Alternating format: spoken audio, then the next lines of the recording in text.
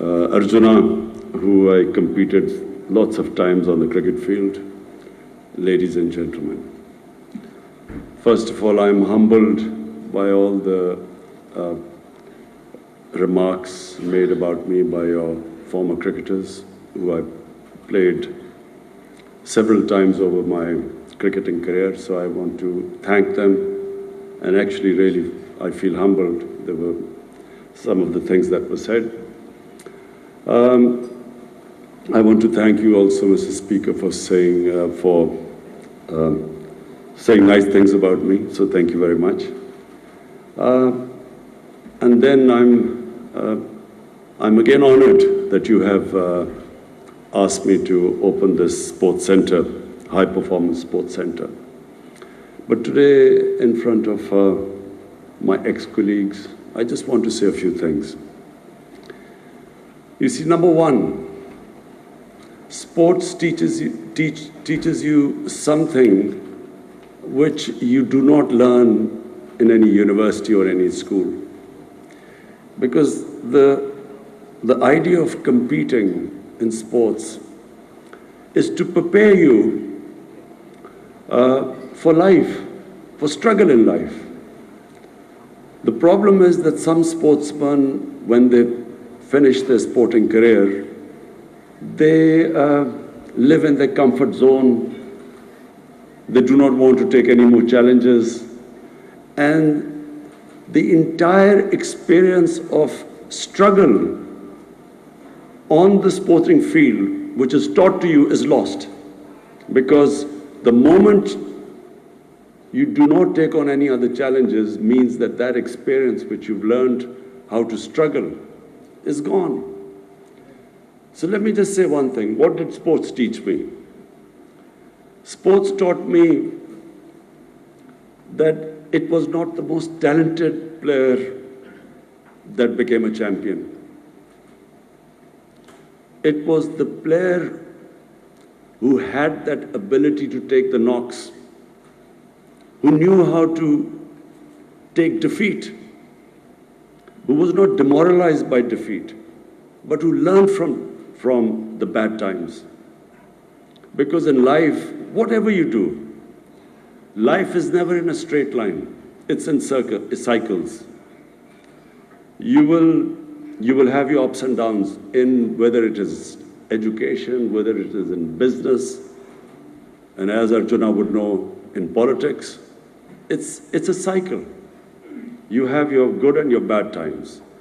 Success depends upon not how you deal with the good times, but how do you deal with the bad times. In sports, no one has ever become a champion who has not learned how to cope with when that defeat comes, when you fail. If you do not know how to cope with that, you can never become a champion. There are two ways people react to a defeat. One is they get demoralized. And when they get demoralized, they lose their dream. They give up on the dream.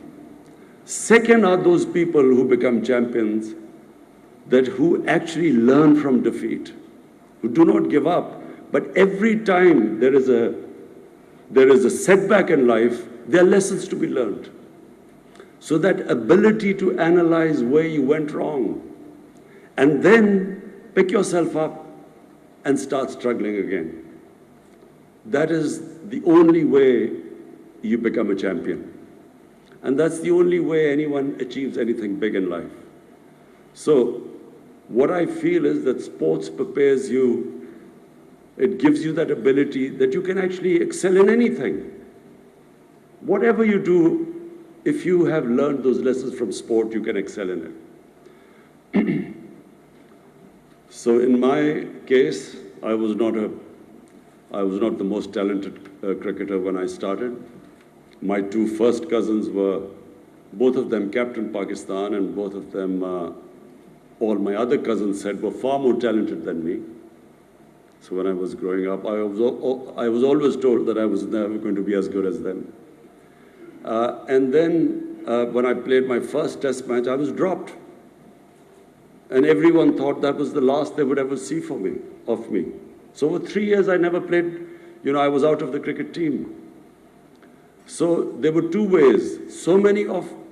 Over my playing careers, so many of cricketers which were dropped after their first match never came back again. The majority never came back again. So there were two ways I could either give up and chase another career, or you could actually learn from your first test appearance or your first test tour. So it was that the reason why I succeeded more than a lot more talented cricketers than me was that I had that ability to analyze my mistakes better than others. And then the second ability, I would work harder than most others. And that's why if you have that ability, you will keep improving. The improvement process never stops. So when I came to politics, I was just like my first test match. My party never got one seat. We were wiped out. And, everyone wrote my obituary in politics. They said, this is the last you will ever see of him. And I became the butt of all jokes in the political circles. And I must say I was very naive politically. So I became butt of all the jokes for not 1 year, 2 years, 5 years. For almost 14 years, people laughed at me. They always thought that this guy will never ever make it. Because I took the untrodden path. I didn't join a political party.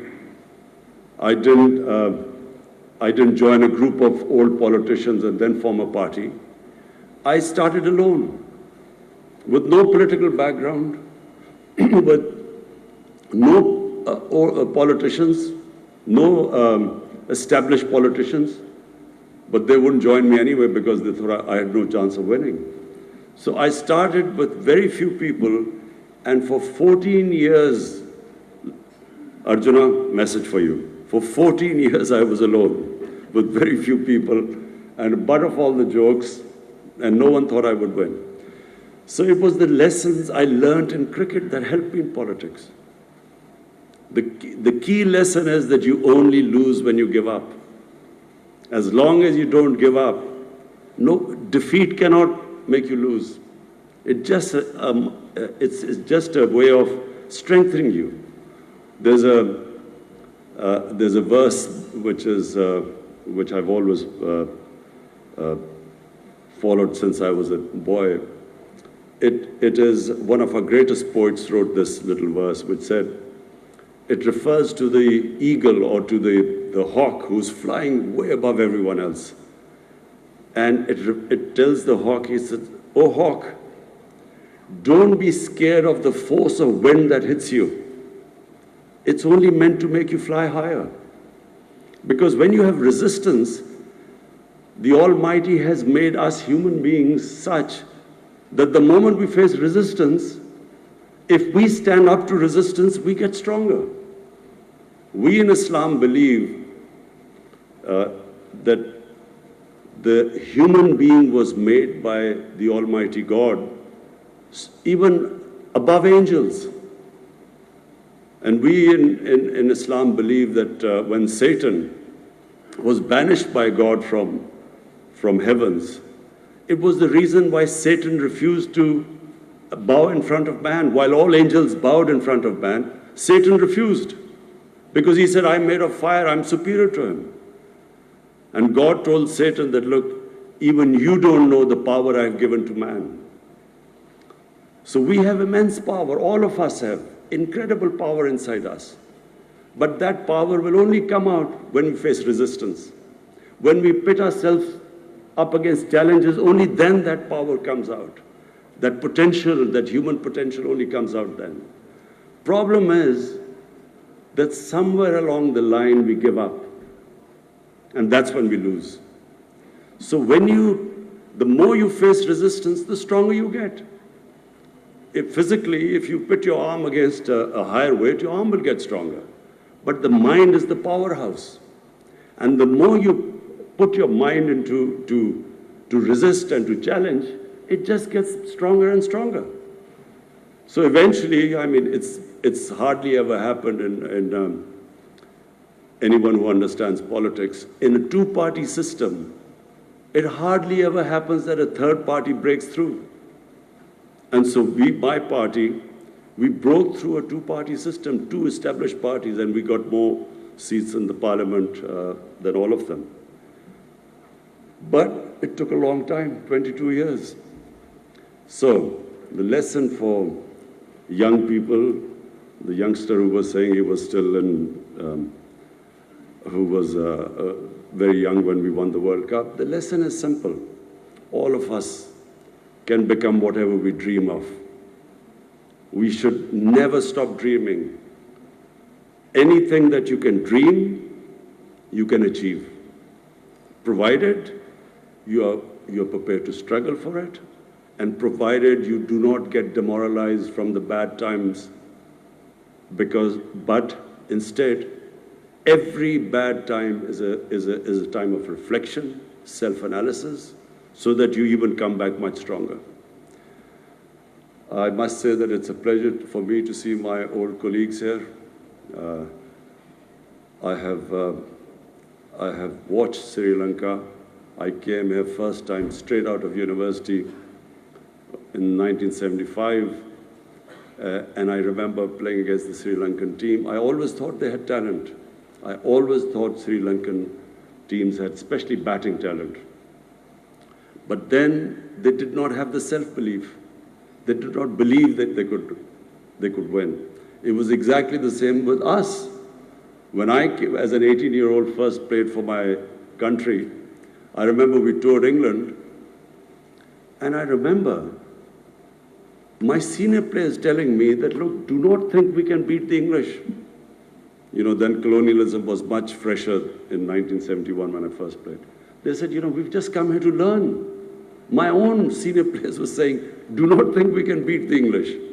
And as it happened, a series which we should have won, we snatched defeat from the jaws of victory because we didn't have self-belief. So I remember in 75, Sri Lanka faced that same problem.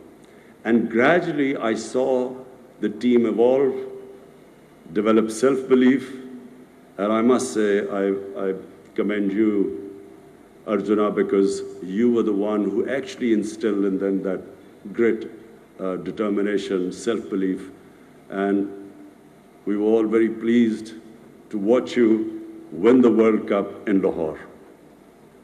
Again, thank you for you honoring me today.